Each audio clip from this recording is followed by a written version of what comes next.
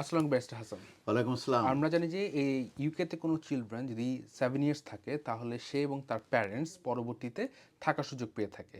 তবে home office যে নতুন প্রপোজালটি দিয়েছে কনসালটেশনের জন্য সেটি সেটি প্রকাশিত হওয়ার পরে অনেকের মনে আতঙ্ক দেখা দিয়েছে যে এই 7 ইয়ার্স রুলটি ভবিষ্যতে নাও থাকতে পারে। এই ব্যাপারে যদি আপনি একটু ক্লিয়ারিফাই করে বলতেন। এ ব্যাপারে ক্লারিফাই করা খুবই প্রয়োজন, কারণ আমরা এ ব্যাপারে অনেক ইনকোয়ারি পাচ্ছি যে কনসালটেশনের ভিতরে এই 7 ইয়ার্স রুলসে ব্যাপারে কোনো কিছু আছে কি না, কিংবা এটার উপরে কোনো এফেক্ট করবে কি না। তো প্রথমে আমি বলি যে 20 নভেম্বর 2025 কনসালটেশন লঞ্চিং হয়েছে, এবং এটার উদ্দেশ্য হচ্ছে যে সেটেলমেন্টের যে কোয়ালিফাইং পিরিয়ড আছে, যেটা এই মুহূর্তে 5 ইয়ার্স, এটা ইনক্রিজ হয়ে 10 ইয়ার্স হয়ে যাবে। এবং এটা 10 ইয়ার্স হচ্ছে বেস লাইন। তবে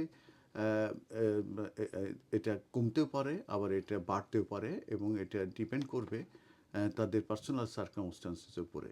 যেরকম হাই ট্যাক্স পেয়ার যদি হয়ে থাকে, তারা কিন্তু 3 ইয়ার্স থেকে পেতে পারে, 5 ইয়ার্সে পেতে পারে, আবার 9 ইয়ার্সে পেতে পারে, আবার 10 ইয়ার্সে পেতে পারে।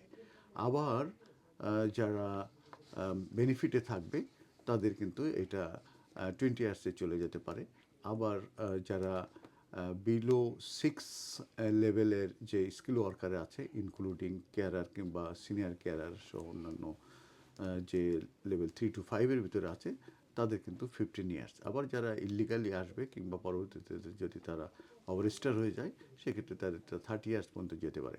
তো এইভাবে কিন্তু বিভিন্ন রকমের কিন্তু এই কনসালটেশনে বিভিন্ন রকমের কিন্তু এই আইএলআর কোয়ালিফাইং পিরিয়ডের কথা বলা হয়েছে। তবে এখানে কিন্তু এই 7 ইয়ার্স রুলসের ব্যাপারে কোনো কিছুই নাই।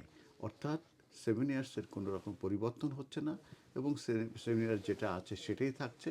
অতএব যে বাচ্চারা এই ইউকের বাইরে জন্মগ্রহণ করে তারা যখন এখানে আসবে, আসার পরে তারা যদি কন্টিনিউয়াসলি 7 ইয়ার্স থাকে, 7 ইয়ার্স থাকার পরে যে কিন্তু তারা কোয়ালিফাই করবে for leave to remain in the UK under private life রুটে, in order to stay in the UK. আর একই সঙ্গে যে যে চাইল্ডের যে প্যারেন্ট থাকবে, তারাও কিন্তু এটা গ্রান্টেড হতে পারে আন্ডার প্রাইভেট লাইফ রুটে, এবং সেক্ষেত্রে কিন্তু তারাও কিন্তু অ্যাপ্লাই করতে পারবে for stay on the basis of family life in the UK.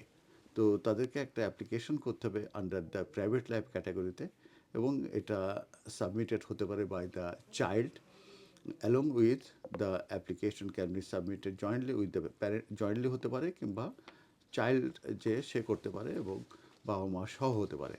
তো ভ্যালিডিটির ব্যাপারে যেটা বলা হচ্ছে যে এই অ্যাপ্লিকেশন মাস্ট বি কমপ্লিটেড, আপনার যে রেলিভেন্ট ফর্ম আছে সেটা দিয়ে, এবং সেই ক্ষেত্রে এফএলআর এপি ফর্মটা মূলত তাদেরকে করতে হবে, এবং যে ফি আছে সেই ফিটা তাদেরকে পে করতে হবে। তো এখন যে এই কন্টিনিউয়াস যে রেসিডেন্স 7 ইয়ার্স ইউকেতে আসার পরে, এটা কিন্তু অনেক সময় ব্রোকেন হয়ে যেতে পারে। কোন কোন সিচুয়েশনে ব্রোকেন হতে পারে সেটা আমি আপনাদের সঙ্গে একটু বলে দিই। যদি চাইল্ড যদি অ্যাবসেন্ট থাকে ইউকে থেকে more than 6 month at a time, তাহলে কিন্তু এটা ব্রোকেন হয়ে যাবে। আর যদি চাইল্ড যদি স্পেন্ড করে এ total of 550 days or more outside the UK during the period of continuous residence, সেই ক্ষেত্রে কিন্তু এটা ব্রোকেন হয়ে যেতে পারে। আর যদি চাইল্ড ডিপোর্টেড হয়ে থাকে, রিমুভড হয়ে থাকে, কিংবা ইউকে যদি থেকে যদি ছেড়ে চলে যায়, সেই ক্ষেত্রে কিন্তু তাদের এটা কিন্তু ব্রোকেন হতে পারে। তবে এই ধরনের অ্যাপ্লিকেশনে কিন্তু আর যদি কোনো চাইল্ড যদি ইউকেতে বর্ন করে থাকে, তাদের কিন্তু এই রুলসটা কিন্তু ডিফারেন্ট। তো বর্ন হলে তাদেরকে যে তাদেরকে মিট করতে হবে continuous resident requirement, can apply for indefinite leave to remain, তারা যদি কমপ্লিট করে থাকে 7 ইয়ার্স কন্টিনিউয়াসলি জন্ম নেওয়ার পরে, 7 বছর পরে যে কিন্তু তারা সেটেলমেন্টের জন্য অ্যাপ্লিকেশন করতে পারবে। ফর্মটা হচ্ছে ফর্ম চাইল্ড সেটেলমেন্ট। এখন এই দুই অ্যাপ্লিকেশনের জন্য, এই দুই ধরনের চাইল্ডদের জন্য কিন্তু রিজনেবল টেস্ট ইজ অ্যাপ্লিকেবল, এবং তাদেরকে যে ইস্টাবলিশ করতে হবে যে চাইল্ড কন্টিনিউয়াসলি রেসিডেন্ট করছে in the UK for the 7 years period, এবং তাদেরকে প্রমাণ করতে হবে যে তাদের যে removal it would be unreasonable, এবং সেই ক্ষেত্রে কিন্তু ওই রিজনেবল টেস্টটা কিন্তু অ্যাপ্লিকেবল। তবে সাধারণত 7 ইয়ার্স কেউ বাইরে থেকে জন্ম নিয়ে আসলে তাদেরকে কিন্তু এই অ্যাপ্লিকেশনটা সাকসেস হয়।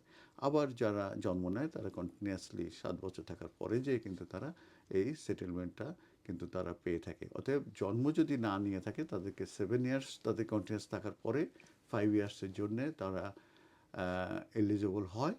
5 years leave to remain, that means 12 years পরে যেয়ে তারা সেটেলমেন্টের জন্য অ্যাপ্লিকেশন করতে পারে।